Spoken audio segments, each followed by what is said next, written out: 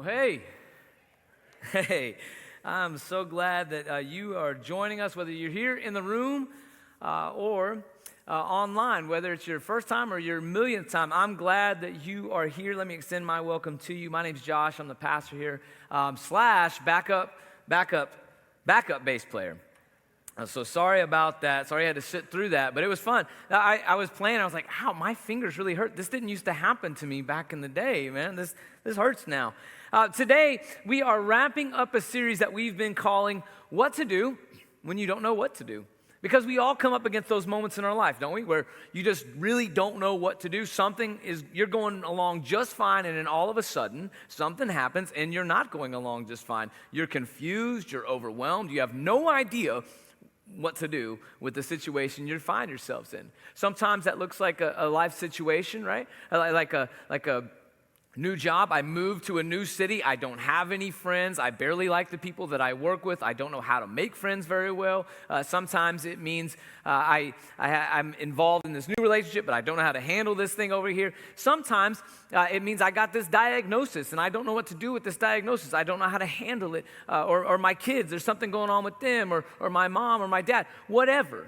Right? There are all sorts of things, and you have come up against them. You're probably thinking of one right now. Maybe you're walking through one right now where you just don't know quite what to do, right? Well, the last few weeks we've been looking at examples of what to do when we don't know what to do. We've talked about a few things. Let me remind you of them. If you haven't, if you weren't here for those or you don't remember them, maybe go back. You can watch these on our YouTube channel or on Facebook, whatever, or on our website. They're there, churchonthedrive.org. You can go watch these, but here's what we said. The first week we said, seek wisdom, not quick fixes. That means I don't want to just go out and start doing stuff to make me feel good about the situation when I don't know what to do. Right? Most of us, we go to one end of the spectrum or the other. We either lock ourselves down and close ourselves off and get really quiet and don't do much, or we go the other way and we start spending money we don't have. We start buying stuff we don't really need, all of that sort. We go shopping to make ourselves feel better. There's some kind of thing, dopamine hit that goes off in our brain when we do that. And we think things are getting better.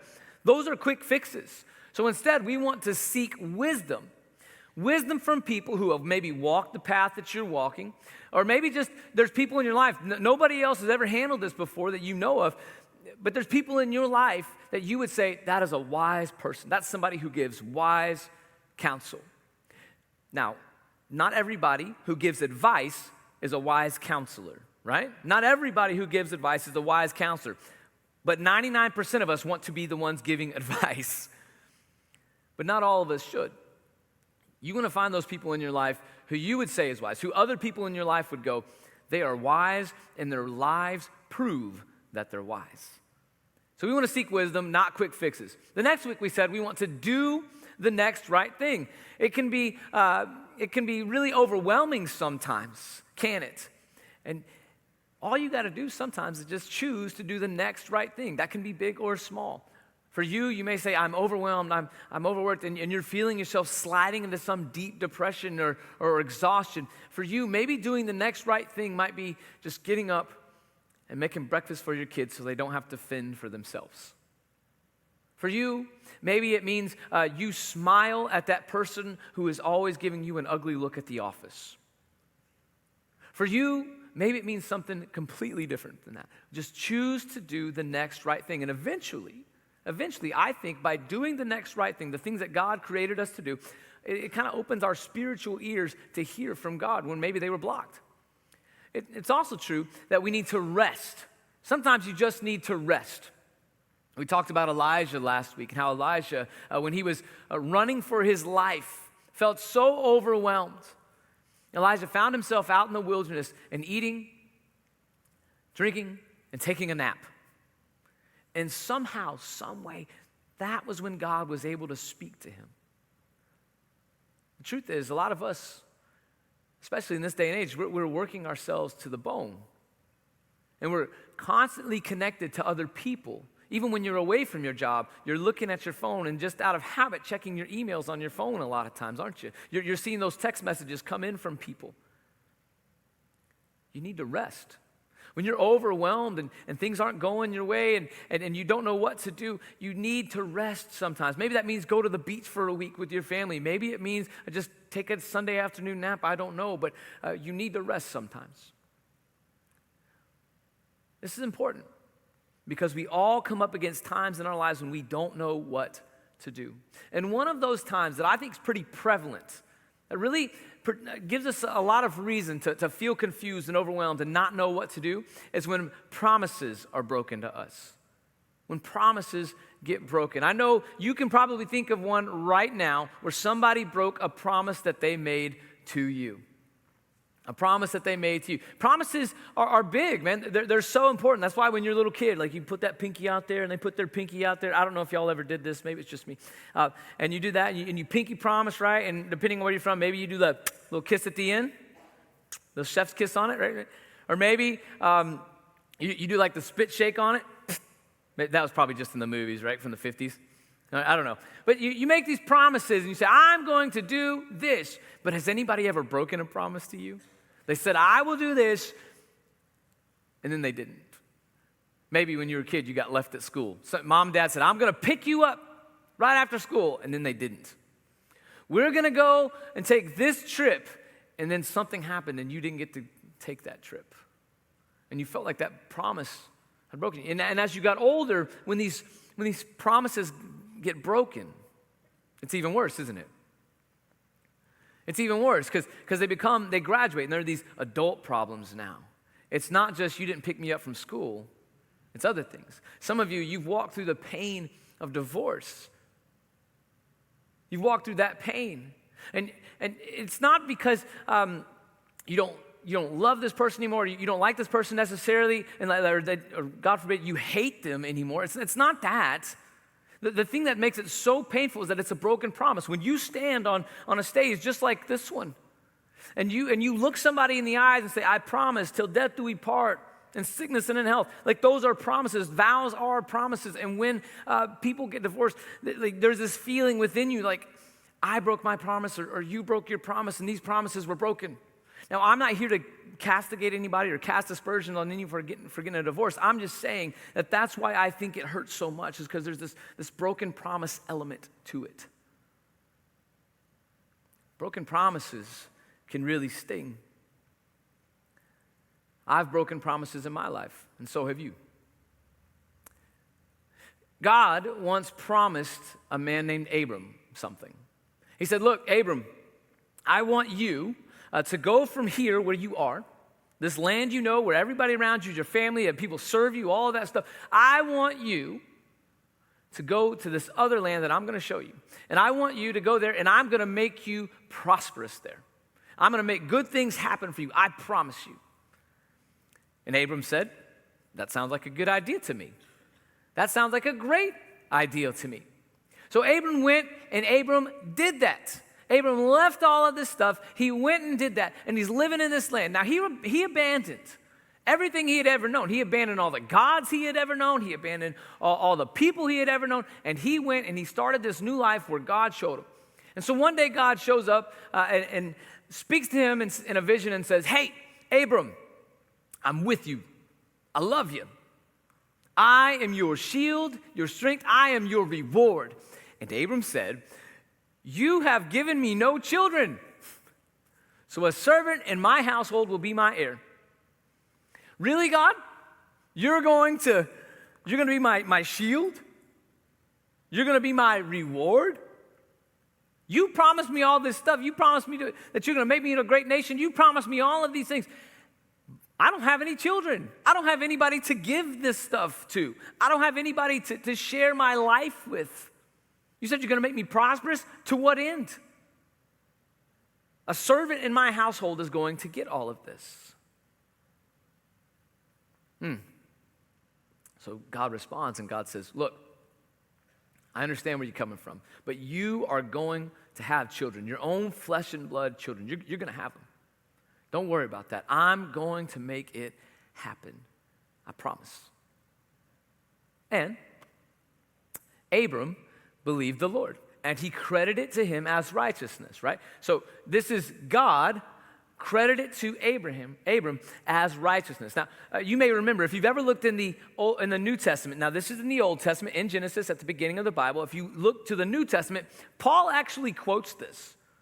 Paul quotes this verse at one point, because Paul is making the case that all we have to do is believe God and we can be saved. By the way, let me just take a moment to say this. Jesus came so that we might be restored to God. And all you and I have to do in order to be restored to God is believe that and then live our lives as if it's true. Follow Jesus in every way of our life, right? The way we treat people, the way we approach God. We follow Jesus in that. And then one day we will be reunited with God. But even now, we can be restored to God through faith. Right? Righteousness is a legal term. It means you are in right standing.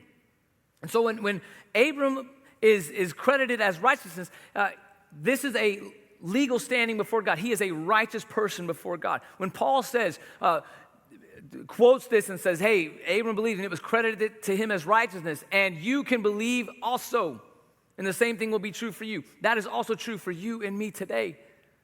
All we have to do is believe and then live our lives accordingly. Abram believed the Lord, and God credited it to him as righteousness. So we know that Abram believes this. Abram's like, yeah, I'm on board with this train. Let's do it. And we don't know for sure exactly what happens, but he obviously had to go home and talk to his wife about this. He went home and talked to his wife, Sarai. He says, Sarai, guess what? Sarai says, okay, I'm guessing. What? Abram says, God told me we're going to have our own children, flesh and blood, our own flesh and blood. Isn't that great news? And Sarai says, that is excellent news. That is wonderful news. Because Sarai is a woman living in a part of the world, in a time in the history of the world, when if you didn't have children, you weren't doing your job. You weren't doing the thing that you were created to do. Now, here she was, the matriarch of everything that's going on in Abram's household. And he had a lot of money and a lot of land and a lot of servants. And there she was, not providing any heirs. That's a problem. That's a problem from Sarai's standpoint. That's an issue for her. Because she wants to be useful. She wants to do the thing that she believes she was created to do. Can I say this? And I know this may be a touchy subject for some of you who haven't been able to have children, or and maybe you're wondering if you ever want to have children also. Can I just tell you this, ladies, that you are beloved by God regardless of whether or not you ever have children. That you are loved and made in the image of God. Your role in life, the thing you were created to do, was to know God and love God and be loved by God. Period. And so if you want children, my prayer for you is that you will have those children. If you don't, that's fine too. But can I tell you that God loves you? And God loves Sarai too. He loves Sarai exactly as she was, but she wanted these babies so bad, and I get that. I get that. Maybe you do too. She wanted these babies. She wanted these children so bad. She wanted to fill her place right in society. And so she starts coming up with plans. This is what we do, right? When there's a vision, a picture of what it is that we can do or we can accomplish or this or that, when we see that, oh man, we start making plans. I remember probably about 7 years ago, Camille and I, we were looking at leaving being youth pastors, and we wanted to get into the pastoral role and the senior pastor role. And so I was at my church in Memphis, and I get a call from a church. I'm not going to tell you where, because I don't want to besmirch any part of the United States or any church therein. But we get a call from a little church, and I really kind of wasn't feeling it as much, but I said, yeah, I'll check it out. And it was about 5 or 6 hours away, so we had to go and drive there and go and meet with a team of people, and then we got to drive around the town and check it out. This is a small town, kind of middle of nowhere. And I'd already, while I was meeting with the people, said, man, this is a really great group of people and a really great church, but I don't think this is, I wasn't feeling that feeling like God was calling us there. And as I'm driving around the town, though, I'm like, I kind of like this small town feel. This is great. You know, there's a lot of trees and places and things to do and stuff like that. They had 4 Subways. It was great. 4 Subways and 1 Walmart. I couldn't understand what was going on. No Chick-fil-A, so that was a problem. Anyway, we're driving through, and as I'm thinking all of these things, I'm like, I just don't think this is the place. I'm thinking that, and I'm about to turn to Camille. I turn to Camille to say, I don't think this is the place. And I look at her, and there's just tears in her eyes, and she says, I can't live here. I don't like Subway. I can't live here. I can't do it. And there's God speaking through my wife to me. Yeah, this is not, like, confirmation right there, affirmation. Like, this is not it. But because I saw a picture of what was possible, and when I thought, well, maybe this is it. And I start kind of tricking myself into, maybe God would want me to come here and do this. Maybe God would want me to do this. And I start thinking of different ways that it would work out. And I'm a kind of optimistic person by nature. Like, yeah, sure, maybe we can make this happen. Yeah, and then we'll do this. And no. We do this with things. And that's exactly what Sarai did. She said, God promised us children. Now I'm going to help make this happen. I'm going to help God. So here's what we see. Now, Sarai, Abram's wife, had borne him no children. We already talked about that. But just so you know. But she had an Egyptian slave named Hagar. There's always a but, right? But she did have an Egyptian slave. Do you see the juxtaposition? She had no children, but what she did have was a slave named Hagar. What she did have was somebody else who could help. She had figured out, I'm going to make it happen. Here's my plan. I'm going to help God, and I'm going to get this done. Problem was, she's using and manipulating another human being to do it. Anytime that happens in the history of the world, when we're using and manipulating other people, it is always evil, and it's always wrong, and it always leads to bad things. Every time. Whether 4,000 years ago, 5,000 years, 20, like yesterday, it's always a bad idea to do something like that. Treat people well, treat them with love. Do unto others as you would have them do unto you. But Sarai wants this thing so bad, she's willing to use this lady this way. So, she said to Abram, the Lord has kept me from having children. There it is again. Just so you don't forget. Go, sleep with my slave. Perhaps I can build a family through her. There it is. This is the I'm going to help God moment. Now, I want you to recognize a few things going on right now. The first is Sarai believes that God has played a role in her inability to have children. All right? God has kept it from her. The Lord has kept it from her. So she believes that God is actively involved, but she also believes that God listens to humans and God works with humans, and that there is human agency to accomplish things. And so God works around that and with that. That's her other belief. The third thing I need you to understand is this.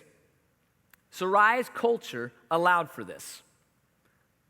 If you examine other Middle Eastern, ancient Near Eastern cultures from that time period, an acceptable practice was just like the one she's actually asking for, where a woman who is in labor and giving birth would sit on the lap of another woman. And if she gave birth sitting on that woman's lap, then the person whose lap was sat upon would actually be the mother of that child. And the line of succession would not be broken. Now that seems strange to us, but this was their form of like in vitro and surrogacy. This is how they got things done. This is how they kept inheritance going and stuff like that. So she's just falling in line with culture and what's going on with culture. But that's not what God had in mind. That's not what God wanted at all here. That's not the promise that he gave Abram.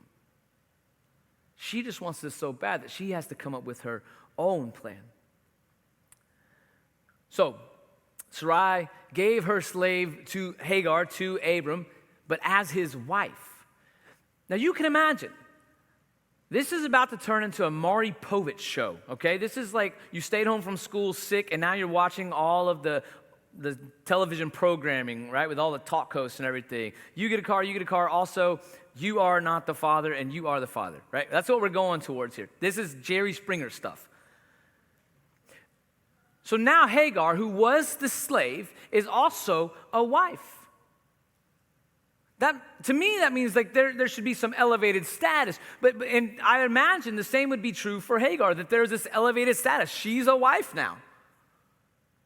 And that's probably why once she became a wife and once she was pregnant, she started looking at Sarai with disdain, that she began to despise her. She probably made fun of her to her face.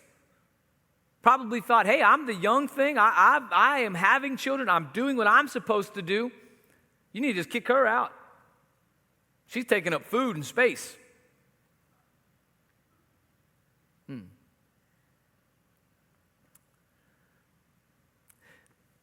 But that's not what God had promised. And that's not what Abram remembered about the promise. If you look with me at Genesis chapter 16, verse 5, then Sarai said to Abram, you are responsible for the wrong I'm suffering. You are responsible. You are responsible for the wrong I'm suffering. You are the one, Abram. You're the one responsible for making her act this way to me. You're the reason I'm getting treated so poorly. It was my idea, but you're responsible. She goes on, so you are the, you. Now, I put my slave in your arms, and now that she knows she is pregnant, she despises me. May the Lord judge between you and me.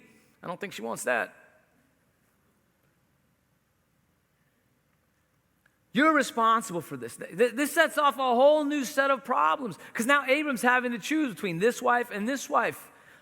He chooses Sarai, and he basically says, all right, just do with her what you want. She's your slave. Remember that they're using and manipulating this girl. You do what you want. Abram doesn't handle this well. All of this is happening so that they can help God do what God had already promised to do. See, what I want you to see is the problem here came when Abram and Sarai tried to force God's promise to happen on their timeline. That's always the way it goes, I think. We try to help God, and then things start getting a little bit messed up. See, because what happens is Hagar and Sarai start really going at it. And Sarai says, don't forget, you're a slave. You have to do what I say.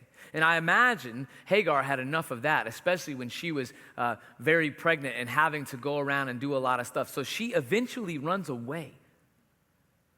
This is somebody without a family, probably without many clothes or many possessions to her name. This is probably somebody who didn't really have access to adequate drinking water or food.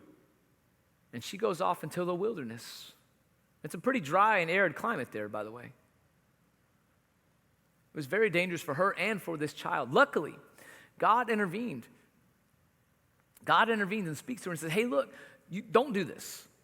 Don't do this. I'm going to bless you, and I'm going to bless this child. Don't worry. Please go back. Hagar does. God blesses the child. The child's name is Ishmael. God blesses the child. God blesses Hagar. They end up getting out of the situation. Abram blesses them as they go. And then Abram and Sarai ultimately have a child together. Defying all logic. It happens. But not without a lot of heartbreak first. Not without a lot of anger first. One of the most important prayers that I've ever prayed in my life, and I would encourage you to pray it too, is this: Lord, order my steps.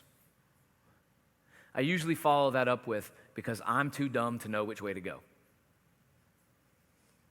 But you can adapt it however you want. Lord, order my steps. Because so often I feel like I know the way to go. And so often I want to force my way to go. I'm kind of a type A personality. I'll just make it happen. And when I do that, when I try to get ahead of what God is doing, when I try to mess up God's timeline, I always mess things up. And so I pray, Lord, order my steps. Make it so that my friends help guide me. Make it so that people I don't even know are helping to get me along on your timeline. Order my steps so that when I want to mess up, I can't. Help me. I submit to whatever it is you want to do.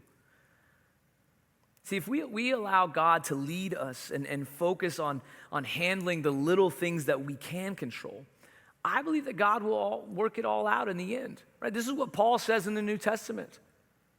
We know that God is working all things for the good of those who love him and are called according to his purposes. If I'll just focus on the things I can focus on and handle the things I can handle in the way that God has already called me to handle them, I'll be better off. My steps will be ordered. Or maybe we'll put it this way. When you don't know what to do, submit to God's process. When you don't know what to do, when you're confused about which way to go or whatever, submit to God's process. Because when we don't know what to do, the temptation is there just to try to manufacture some type of movement, some type of motion, right? Have you ever been stuck in the mud in your car or maybe out at the beach in your car? You just keep spinning those wheels. What happens? You get deeper and deeper. You get stuck more and more. But sometimes what you have to do is be patient. You have to be patient and do the little things you know you should do rather than trying to force your way out of there. What you have to do is be a little bit patient. And you have to start maybe piling some stuff up, hearing from other people who are around you going, hey, why don't you put some straw down, or maybe we'll get some wood blocks right here and we'll get them out of there. Submit to God's process. Sometimes the best thing you can do is just submit to whatever it is that God is trying to do in your life. Now, that doesn't mean that we get lazy or that we just kind of withdraw and let life happen to us all, or we don't make any decisions ever. That's not what I'm saying. God's already told us what we need to be doing, right? Very, very clearly. He says things like, Jesus, love each other as I have loved you. Jesus also says, love the Lord God with all your heart, mind, soul, strength, and love your neighbor as yourself. God, we know what we should be doing. Those are the things we can focus on and we can plan on. We can do those things when we don't know what to do. And I think if we'll just do those things and we'll be patient and wait on God in God's timeline, we'll be a lot better off than if we tried to force something else outside of just loving God and loving people. We need to focus on living like Jesus and loving others well so that we can be patient while God makes a beautiful tapestry out of whatever mess we're finding ourselves in. I will warn you, though. It may be painful and it may be long-lasting, but ultimately, it's going to be the best thing for you. Would you do me the honor of letting me pray for you? Would you just bow your head and close your eyes just for a second? We'll pray together.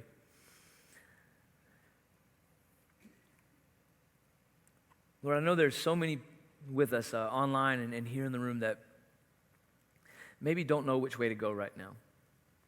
Maybe don't exactly understand how to handle a situation or multiple situations in their lives. I ask for clarity for them, but more than that, I ask for a courage to just be patient, a courage to rest in the knowledge and in the truth that you are good and that you want good things for them, you want the best for them, and that you're going to work it out.